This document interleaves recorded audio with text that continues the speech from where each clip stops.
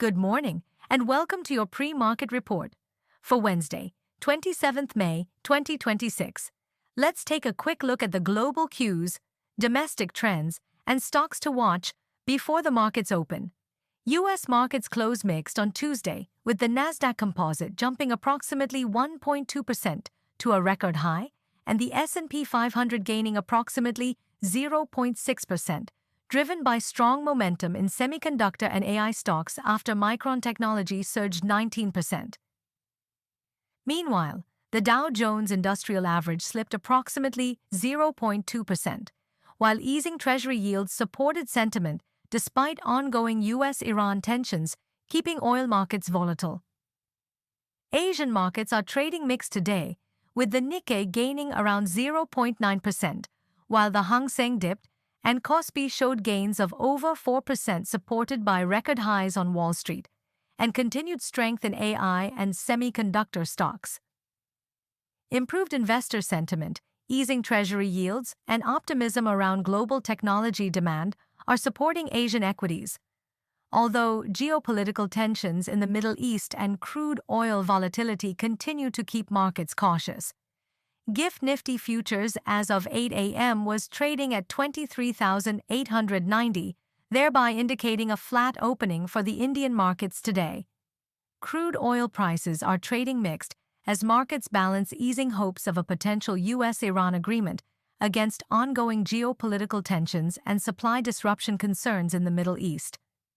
Gold prices are trading slightly lower as improved global risk sentiment and record highs in U.S. equity markets reduced safe haven demand, although softer Treasury yields and expectations of future rate cuts continue to provide underlying support to bullion prices. ONGC reported a 3% YOY rise in Q4 FY26 net profit to 6,650 crore rupees, supported by higher crude oil and gas prices despite lower production levels. The state-owned energy major continued to benefit from favorable energy pricing during the quarter.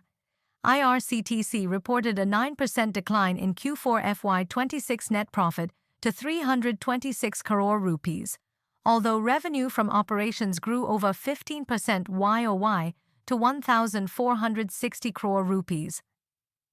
The company also announced a final dividend of 50 paise per share for shareholders. MobiKwik has received the RBI's in-principle approval for a payment aggregator physical license, marking a key step in expanding its offline payments business.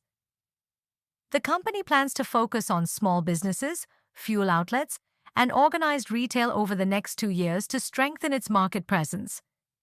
Given the mixed cues from the Asian markets open and indications from GIFT Nifty futures, a mostly flat opening may be expected for Nifty today.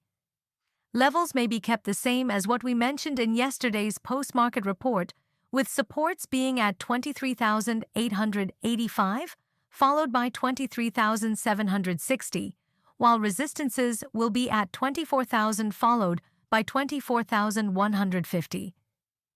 Given the muted gains in crude and record highs notched in the U.S. markets yesterday, range-bound trading with a positive bias may be expected. Elevated crude oil prices, persistent geopolitical tensions in the Middle East, rising global bond yields, inflation concerns, and continued volatility in FYI flows remain major risks for Indian markets, keeping pressure on investor sentiment, currency stability, and inflation expectations. Strong momentum in global AI and semiconductor stocks, easing Treasury yields, resilient domestic institutional buying, healthy Q4 earnings momentum from Indian corporates, and any further correction in crude oil prices could continue to support Indian equities and broader market sentiment.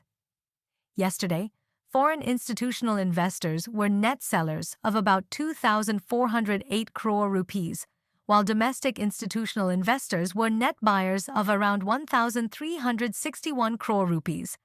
That's your market snapshot for India on May 27, 2026. As always, don't forget to like, subscribe, and hit the bell icon for stock market-related updates. Wishing you a focused and profitable trading session ahead.